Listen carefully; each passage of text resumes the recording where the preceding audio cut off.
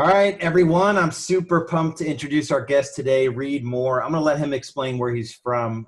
He's got multiple locations across country.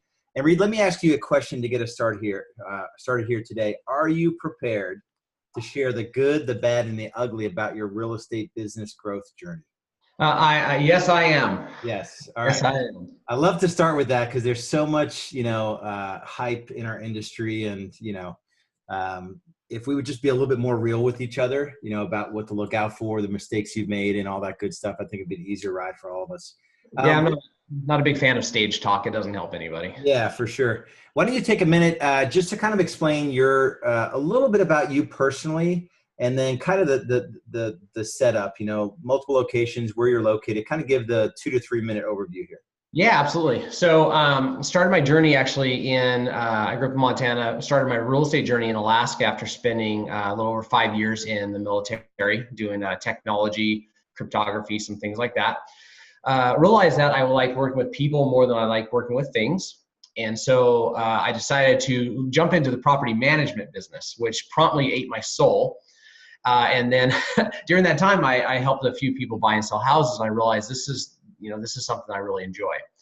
So I spent the next 6 years really doing real estate to support my habit of working with youth and young adults doing ministry, and did about $3 million worth of sales year in and year out during that time at a little boutique brokerage. And during that time, I had some really hard situations come up where I had to have one of those come to Jesus meetings, where I realized, all the things I had my hands in, I wasn't doing any of them at a really high level. And so I needed to focus. I needed to figure out what I was put on this earth to do and what was going to be the medium for accomplishing that. And that ended up being real estate. And so I moved to a different brokerage, started building a real estate business, had no clue what I was doing, and started going to classes and learning. And so from that point, really went from $3 million, and then year over year went to 9, and then 15 and 35 and 45 and 75, and all the way up to 100 plus. And so that sounds great. There's some really unpleasant things that happened in the mix of that. And then through all that, realized that we had more of a systems-based business than a personality-based business at that point. And that allowed us to start going and expanding what we had. So we now have 3 locations in Alaska, Homer, Anchorage, which is our hub, and then Wasilla, Alaska, and then also Coeur d'Alene, Idaho, and Spokane, Washington. And we live right in the middle of that, kind of for lifestyle purposes, to be close to family and close to lakes. Awesome. Thanks for that. Let's start off with your favorite success quote. It's our way of kind of getting the motivational ball rolling here. And then with that quote, how do you apply it to your life? So what's one of your favorite quotes? Yeah, so by a long shot, my favorite quote is a Zig Ziglar quote. And it's, if you help enough other people get what they want in their lives, you won't have to worry about yours. And where that actually came out right out of the gate when we started building the company, I was in a really, really dark place personally, and trying to figure out what I want to do with my life after, my wife and I found ourselves about $800,000 in debt after some, that was my PhD in what not to do in business and who not to be in business with. And so when I really got real with myself, I realized what I care to do in this world is to build and grow people. And, when I ran into that quote, I just couldn't shake it. And it really kind of set the course for our business, which is honestly more of a social experiment in a lot of ways. It seems like some days than a business. Let's go to the different phases of growth. Go back to when it was, kind of just you maybe, and when you were kind of just slinging houses, your first couple of hires, and then, the step beyond that. And I don't know if you're still in production these days, but kind of just talk about the different phases of growth a little bit, and I'll kind of guide you along. Yeah. So, when you first start, you have a vision and you have an idea of where you want to go, and you're completely clueless of how to get there. And, so you're in this place where, you need to hire people, but you actually don't know anything about hiring. No matter what your background was, hiring into the world like real estate, it takes a lot of time, a lot of practice, and a lot of skills to get good at it. And even when you get really good at it, it's a little bit of a poker game still. And so, I was told that my first hire needed to be administrative help. And so I went out and hired a buyer's agent. Uh, and then within about 2 weeks, I realized I was the administrative help. And so I hired my first admin, and I took her through the process, and it was awesome. And I was terrible at it, and she lasted a day. And at the end of that day, I said, "Hey, is this a win for your life?" And she's crying. And she said, "Yeah, not really." I'm like, "Okay, can you get your old job back?" She said, "Yeah." I was like, "All right, 2 thumbs up. Go for it." So that was my first administrative hire. My second administrative hire called me, and she became the heart and soul of our company. She was coming up to Alaska to go to nursing school. She told me, "Hey, I have a year, and then I need to, I'm going up there for this reason." And so at that time, I didn't have a clue how short a year really was. And she came up and she worked with me, and it was fantastic. And she kind of, bless your heart, patted me on the head and used all of her skills to help me move forward. And she ended up staying 2 years. She worked with me as she's going through nursing school. Evidently, we had a pretty great place to work, and I was a mess enough where she felt she had a lot of purpose. And that's when we started building into additional agents at that point. Awesome. During that time, let's kind of get into the dark side of it. When agents get busy enough where a hire seems to make sense, or even the thought of hiring somebody makes sense, but talk about some of the failures in there, or maybe one specific failure where,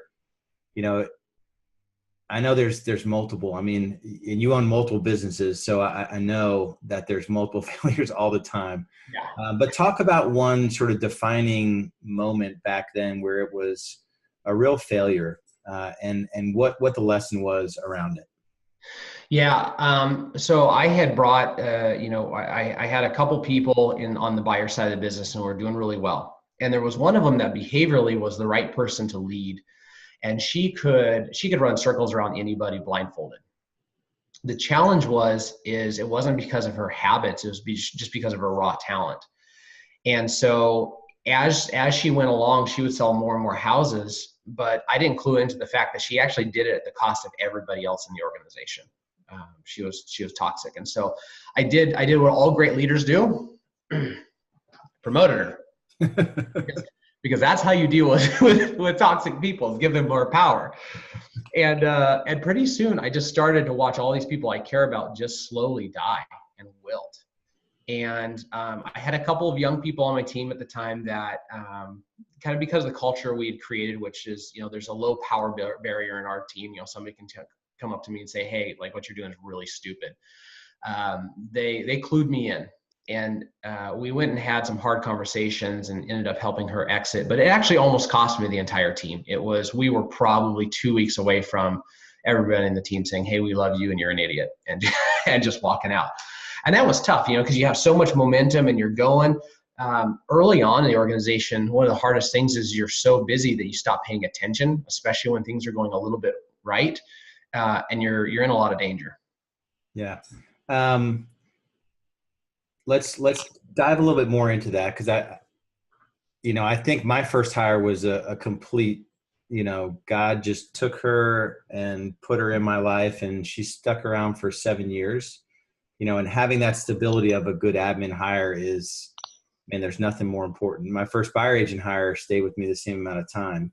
And then I have about 60 other agents in there, so those are the few success stories. And then everyone in between is not as successful. But talk a little bit more about the practical side of, like, when did you know you were ready to hire, because 90% of agents in our industry, probably more, don't even think that they need admin help. They don't even know what leverage is. They don't even know dollar productive activities. They don't know that if they're doing a $15 an hour job, they think that that's real estate. They get into real estate, they get busy. So kind of talk about how you dissected the parts of the job, when you knew you were ready for an admin hire. Did you know you were going to build a team the whole time? Like, how did you come into the industry? What sort of frame of mind? Yeah. So when I went through the hard situation and started moving forward, I feel like I kind of was able to cheat a little bit on this point, because my mission was and is to build people, their lives, their dreams, and their goals. And so there was no escaping me actually growing something that required growing people. However, I see it all the time, exactly what you're saying. And there's a couple elements to it. Number one is that most of us didn't grow up in a family where leverage was normal. And so we actually don't have any concept or context around what it's like to truly specialize and to bring other people into your life. When I would hear people say, like, if you bring on the right administrative person, your business is going to double. I couldn't see it. I just knew I had to grow people. But it wasn't until my third administrative hire where all of a sudden I found myself on vacation, didn't know where my phone was, and the business was running. And my wife looked at me and said, "Hey, it's been 7 years. It's cool to see you on vacation. This is great." And so I think one of the fundamental things that catches us up as agents out of the gate is we don't treat real estate like a business. We treat it like a high-paying sales job. Mm-hmm. And if you and I were plumbers, we charge $130, $140 an hour, but we understand that we have a cost of goods, right? We have insurance, we have all kinds of different expenses. And so if I'm a plumber, I go out and I charge you as the customer $140 an hour, and I might take $50 an hour for my own wage, right? Well, as a real estate agent, if I make a $6,000 commission check, I just made $6,000. Mm-hmm. And the issue is that you're running a business that grosses, let's say $150,000 a year. If you were the CEO of a business that grossed $150,000 a year, you'd probably be worth 35.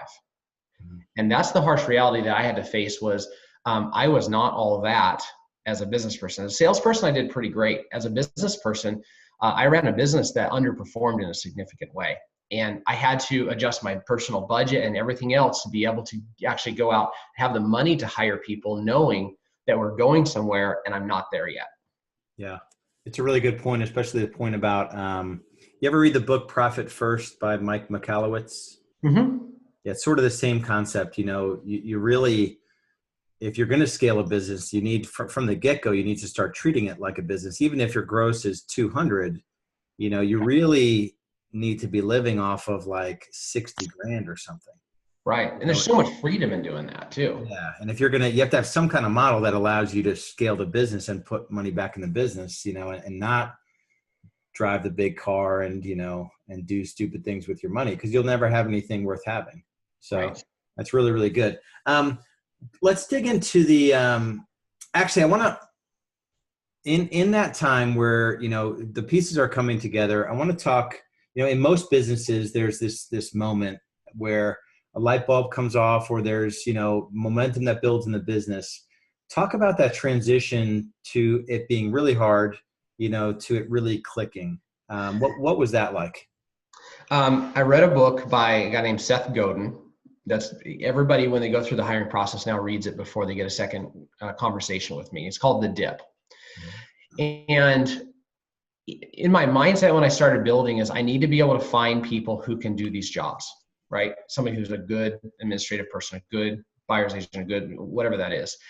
And that book really challenged me, and it asked the question, are you going after best in the world? And he basically said, number one, best in the world is highly underrated.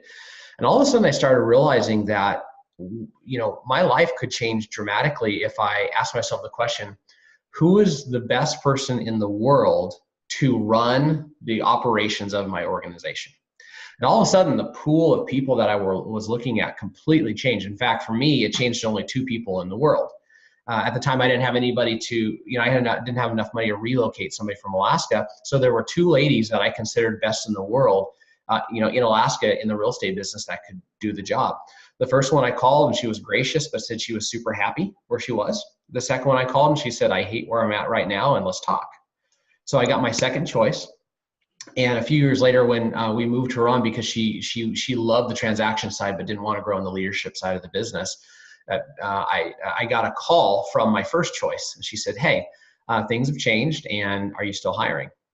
And that actually happened within about a 4-week time frame. So I went from my second choice to my first choice. And everything in my mind started changing when I started betting on myself, right? I started looking at this and saying, okay, if I'm looking at this as I'm running a professional baseball team or professional football team, it's automatic that I don't look at a lot of people.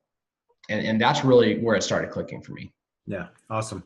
Let's dig into the current business a little bit. Maybe start with, I don't know if it's easy to explain sort of the network that you're building, but kind of dig into the locations, production levels, structure. People love to hear about profitable lead sources that have failed. Kind of talk about the nuts and bolts of what you're building and what's working for you. Sure, sure. So structurally, I'm truly seventh level, if you're familiar with that terminology. A lady named Annie Bjorkestrand is the CEO of the company, and she is in Anchorage, and she runs, everybody else in the organization reports to her. And so her and I, she's a direct report. She has a vice president of growth whose mission is to grow the agent count of the business as well as additional locations as we get deep enough to continue that. And then every location has a team leader who is still in production and is a person who's responsible to her for the weekly numbers and what the location is doing.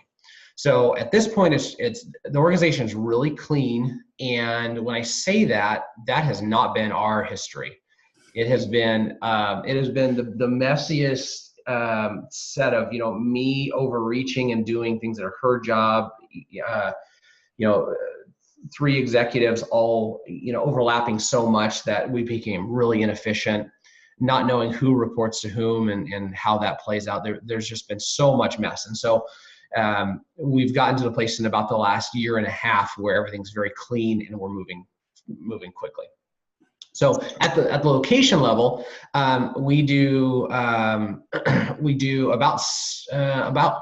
50% of our business from our hub location in Alaska, in Anchorage, and then we do about 20% in the Valley, which is a small, is like a sleeper community for that.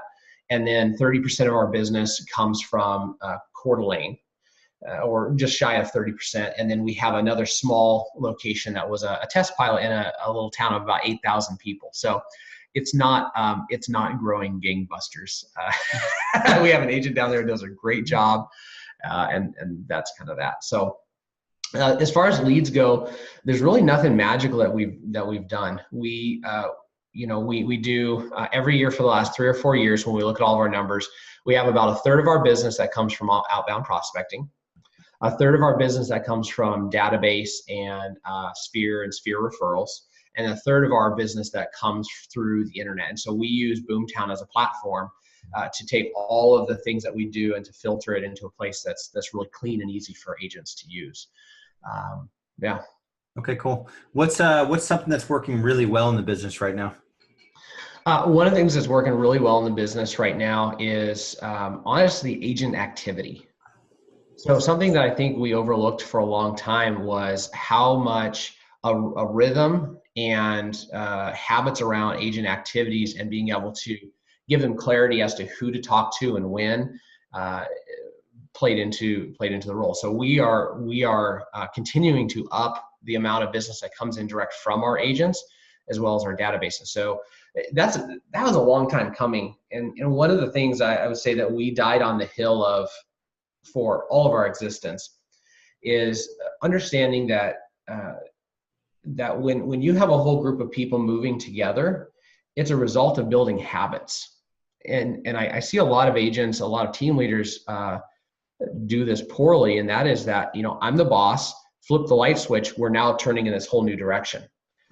And if you take a step back and you think, okay, the business of business is people, when in any area of your life have you just decided I'm going to wake up at 3 a.m, go to the gym 7 days a week, and it's actually worked well for you? Mm-hmm. Right? Just doesn't. So we spend a significant amount of time helping turn the ship in new directions and seeding those conversations, and it's worked out very well for us.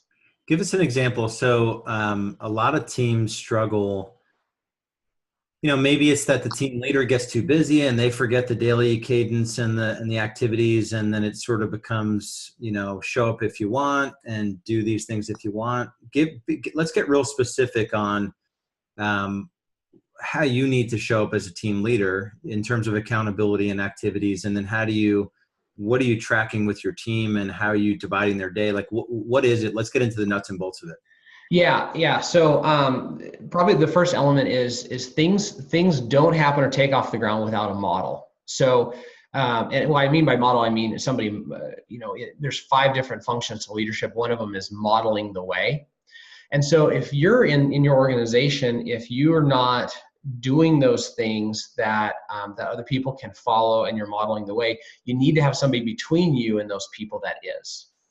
Right. So at this point, it actually doesn't make sense for me to do some of the things that I did when I was active as an agent. And yet I have to have somebody that's modeling the way. So that's the first step, is modeling the way. The second step is that just like weight loss or budgets or anything else in your personal life, if you don't track it, you have no transparency into what's going on. And so, so when it comes to modeling, the first thing I see a lot of people who are starting to launch teams do is they don't understand that when you first start this journey, your real estate experience will be more like a job than it ever has been. Mm-hmm. You're the first level of accountability. You are the first person to show up and model the way.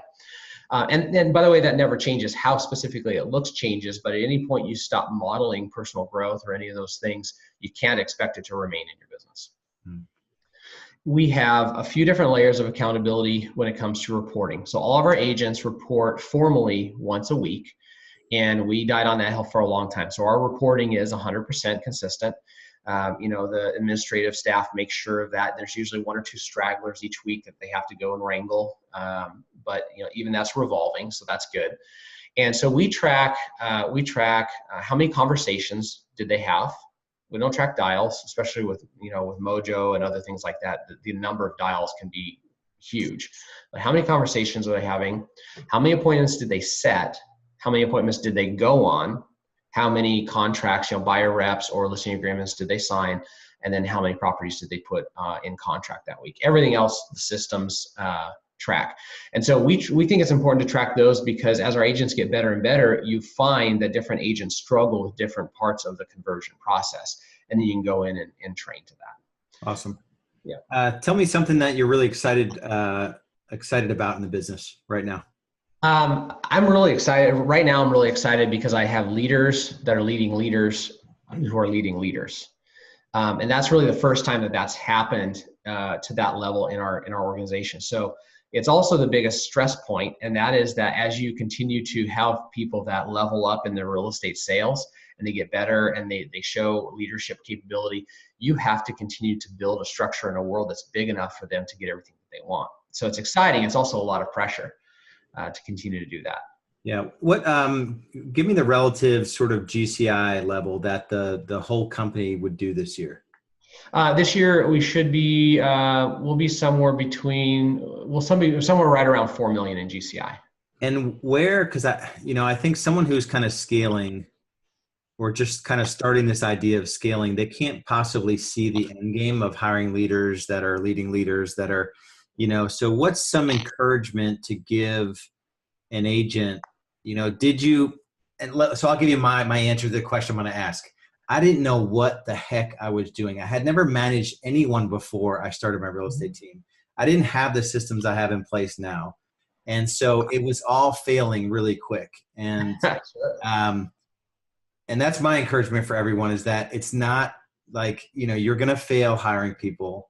Your first admin isn't going to be your empire builder, as Gary, I don't disagree with a lot of self-made billionaires. And I don't see hiring the empire builder like as your first hire. Like I was, you just don't know happy that this person was like, yeah, I'll work for $14 an hour. I've got a license. I've got 7 years experience. I'm like, you are so hired.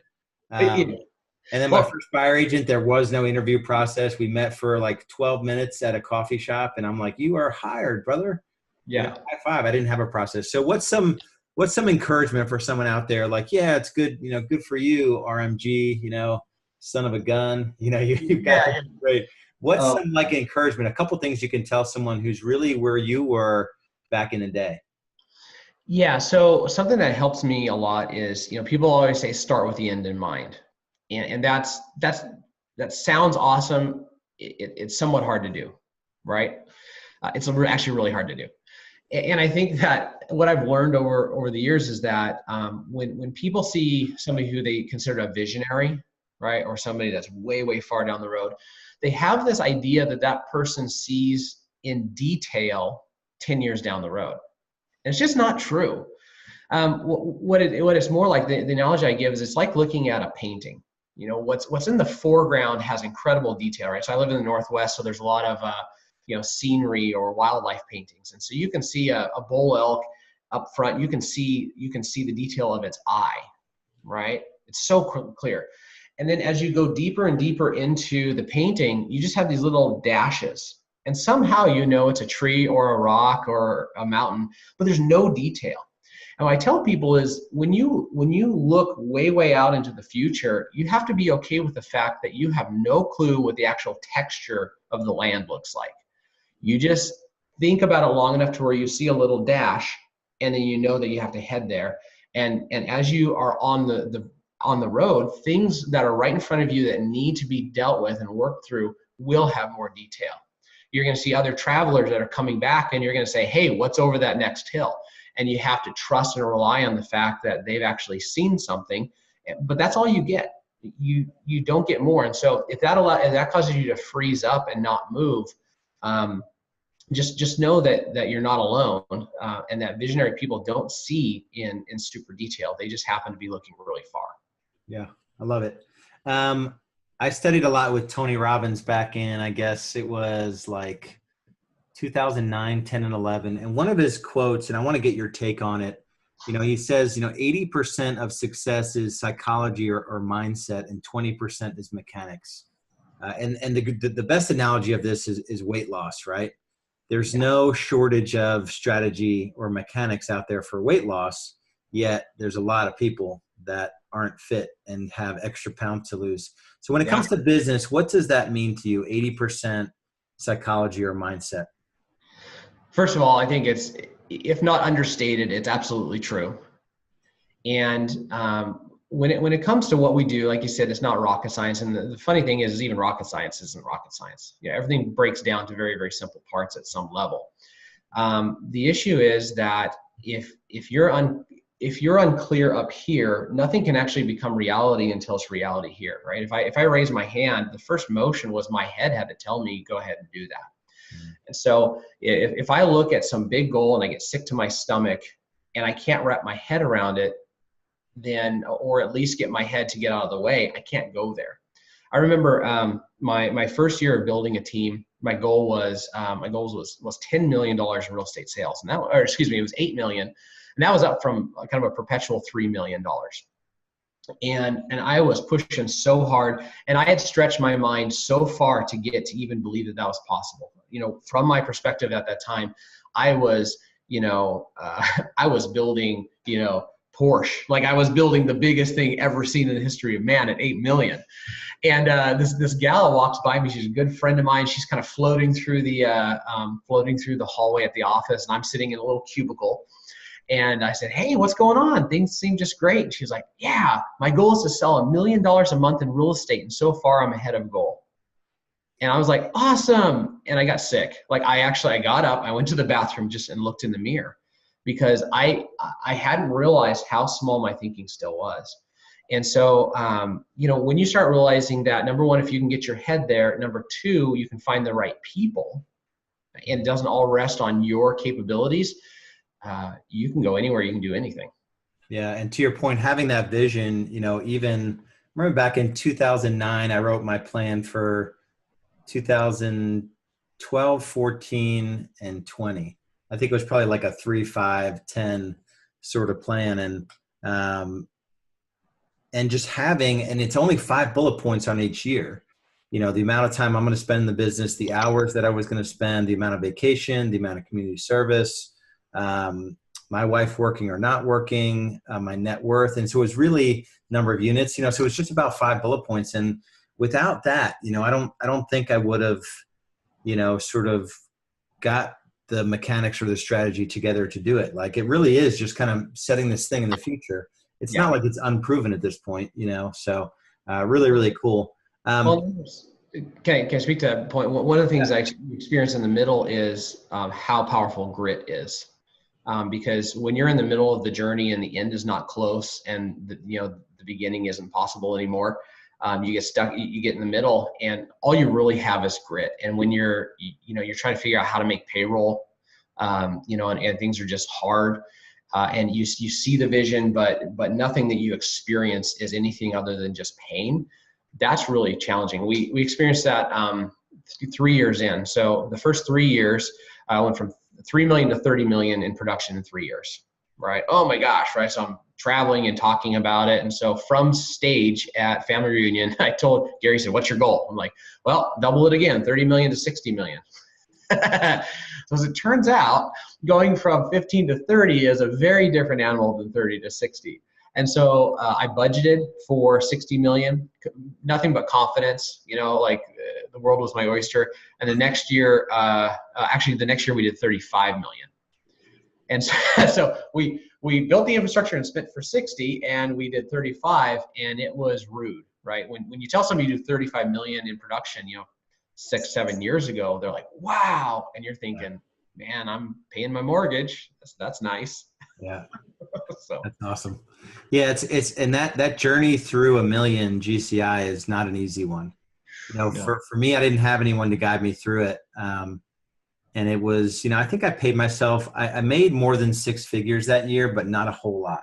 Mm-hmm. The business, after paying me, only had, I think it was like 1.2 million GCI, and there was 27,000, of net income after paying me a little bit more than 6 figures. So it was, those are those gut check years. I mean, luckily after that, we did a 50% growth, and it was all gross margin that dropped to the bottom line. It really takes a lot of grit, like you said, to kind of make it through there. Yeah. Talk about, and this is one thing that I struggle with, and, and a lot of business owners struggle with enjoying the ride. We have this, Dan Sullivan calls it the gap, where we're constantly looking at a horizon, this ideal of what we want in our life and our business. And it's constantly a moving target. The solution is just to look back on all that we've achieved. But talk about enjoying the ride. What practices have you put in place to really appreciate what you're doing with your business? Good question. You're right. It can be hard. You can see nothing but the negative, and everybody around you is like, what do you mean? And I think because more days are hard than aren't, quite honestly, those days where everything comes together seem like they're, well, kind of like a good golf shot for me, right? Very few and far between, and it keeps you coming back.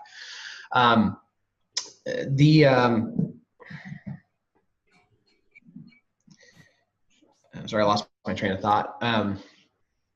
Yeah, any practices around just enjoying the ride and not, visionaries like you and I, we tend to focus on the future, and we're not present a lot of the time. So what do you do to really make sure your family appreciates you, that your team appreciates you, you appreciate them? Any thoughts there? Yeah, so there's a couple things that I do, and I've gotten much better at it. One is that, I believe that your morning routine, and this is pretty normal, but your morning routine is what I call the principle of first fruits. It's the very first part of your day. And the first part of your day is either going to be given to the whirlwind of the day and to your life and the goals and all that, or you're going to control those first few moments. And so in controlling, preparing my spiritual life, preparing my physical health, preparing my mind, and preparing my calendar in the mornings, I match all those up with gratitude. And if I don't have those 5 practices in the morning, over the course of time, I get not only worn down, but I get more and more cynical, or I get more and more angry at all the things that aren't going well or going perfect, really. And so the morning pieces are important to me. And then in our team meetings, we've structured in opportunities for gratitude and affirmations in the team. And so one of the things I do, like with coaching clients, is first thing out of the gate is tell me something good. Because they're charged up and ready to just unleash on, like, let's fix these 5,000 things, and pattern interrupts them, and all of a sudden they have to actually think, or I have to think about, what is a good thing that happened today or this week. Yeah, that's awesome. And we start our team meetings like that as well. We go around the room. We got 25 people in a room, and they share one win over the last week in their personal life. And so just it gets us intimate with the team. I want to break down, because you made a comment. You said this sounds simple when you were talking about the morning ritual. I think everyone knows that a morning ritual is probably something you should have. I don't think a lot of people do it. Could you break down what that looks like for you? Are you getting up an hour earlier than the rest of the family? What's the nuts and bolts of what that looks like? Yeah, no, good question. So there's, I follow generically or a little bit some of the principles from the Miracle Morning, right, which has become kind of a classic work on it. The statistics are that successful people wake up 3 hours on average before their workday starts. So whatever time you're in the office or you start work, a 3 hour block before that is kind of what to shoot for. So for me, I'll get up. First thing I'll do is I'll drink a glass of water. From there, I go straight to the kitchen and I make some like a voodoo concoction of vitamins and all kinds of stuff.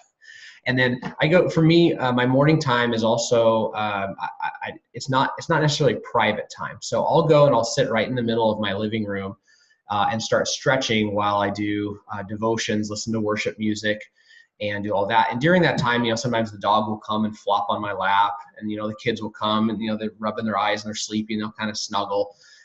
And I've just kind of programmed the family that time is my time, and they're welcome into it, but not as a distraction.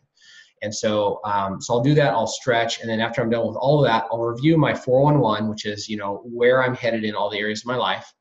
And then I'll audit my calendar for the day. And so that's become, it's not routine anymore. It's ritual, right? It's got some kind of like some magical elements to it. And one of the things that's become really, like you say, like magical is when I audit my calendar, it's really the first and last time that I pay a lot of attention to my calendar for the rest of the day. I wrap my head around the entire day. I make any changes that need to be made. And then the rest of the day is pretty close to autopilot.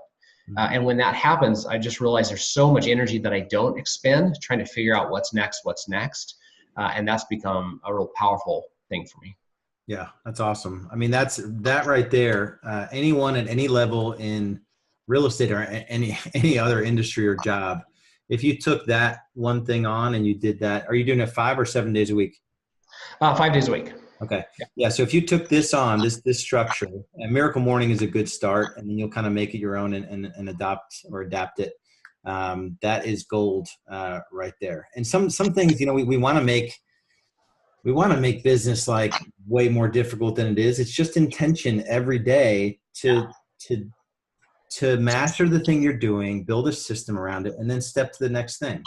Yeah. And whether that thing is like lead generating for 9 hours a day because you have no clients right now, or you're hiring your first admin or your first buyer agent, it's just mastering the thing you're doing, build a system, take the next step. And building that intentionality. I'd never heard the 3 hour thing. That's really interesting. And it holds true. You've got to have the margin in the first part of the day. And most people get up, if they need to be out the door at 8, to be at work at 8:30, they're getting up at, 7 or 6:45 and everything's sideways. Their kids annoy them because they don't have you're getting your kids, you're already in your routine, and your kids are sort of, it's a loving sort of thing versus like, get up, I'm late. You get your, oh yeah. Oh man, I mean, the day throws enough at you. When you start your day that way, you're programming chaos into your day. And if you have a 3 hour block of time, you have enough time to do all those things, go to the gym for a half an hour, go stare at the sun and think about the meaning of life. I mean, you actually have time to spare. And not, if there's a distraction or something that happens, you can deal with it and not come out of your rhythm. It really is very helpful. Yeah. And when you start doing this, because everyone that's listening to this should, you're going to ask yourself the question, well, you need to get at least 7 hours sleep. And then it's just a subtraction. It's just a math problem. So what's the thing you do before you go to bed? It's probably sit your butt in front of the TV doing something that has no bearing on your future.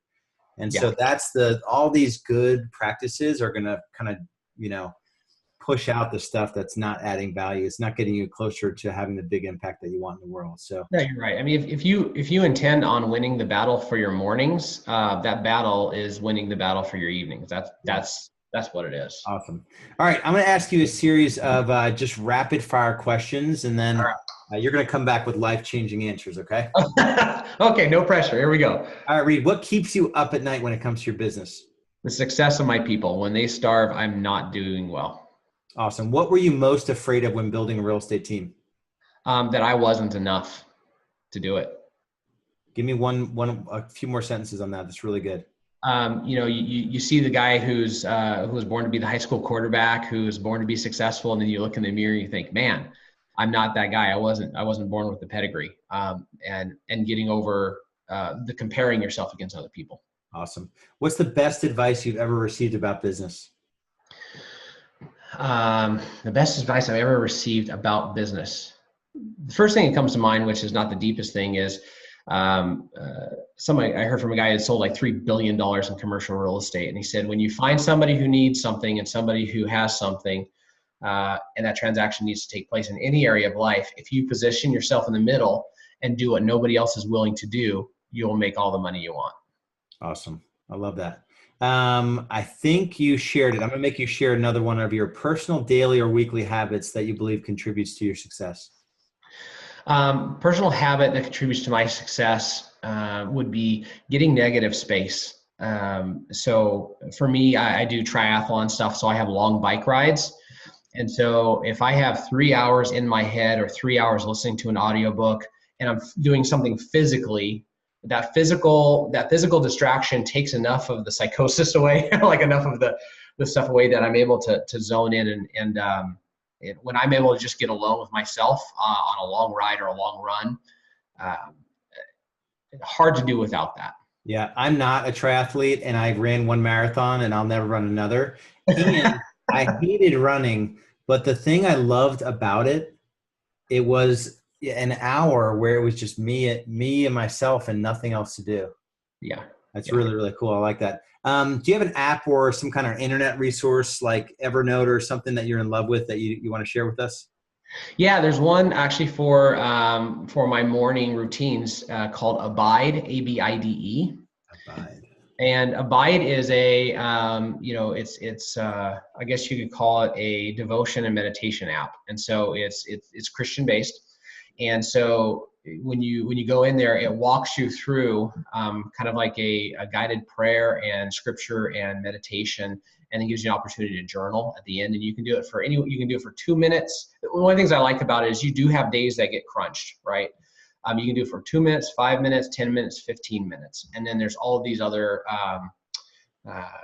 things that you can do if you're stressed or you're just whatever. You can go in and get some really good information in kind of a meditative type place. It's awesome. Love it. If you could recommend one book for our listeners, what would it be? Primary listener, are they on a leadership journey? Yeah, whatever. Yeah. I mean, it's someone that probably isn't as far along as you are in their journey that is, looking to scale, looking to hire, looking to ultimately exit production. Okay. Yeah. So I'm a big fan of Simon Sinek's book, Leaders Eat Last. I think it frames what leadership is, which is service, as opposed to being a boss.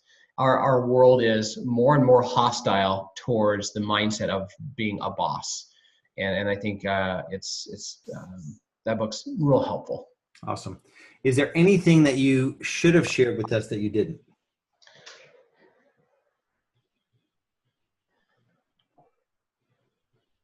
If you decide to go down the route of building a business, understanding that commission income is the gross amount of money that your business brings in, and we talked about that. But at this point, you can do the math. At this point, I only make 12% of what my business brings in. In other words, my wife and I take a salary, and that salary equals 12%. And so the question is always, do you want your 100% or do you want my 12%? Or the reality is there's people in this world that I take like half of 1% of what their business produce, and that's a different way of thinking. And people get stuck on percentages. There's people that are dead set on 100% of 3 deals a year, and they are so proud about that. And I'm like, you got to change your mindset around that. Yeah. I coach a guy who does 3.5 million GCI, and his net or his take home is 50%. Wow. And he sold 225 listings last year. And I'm like, I mean, it was easy to close this guy into our program, but I told him, I mean, like, that's a really great job. That is a miserable life. And, Yeah. and his wife's like, yeah, it's awful.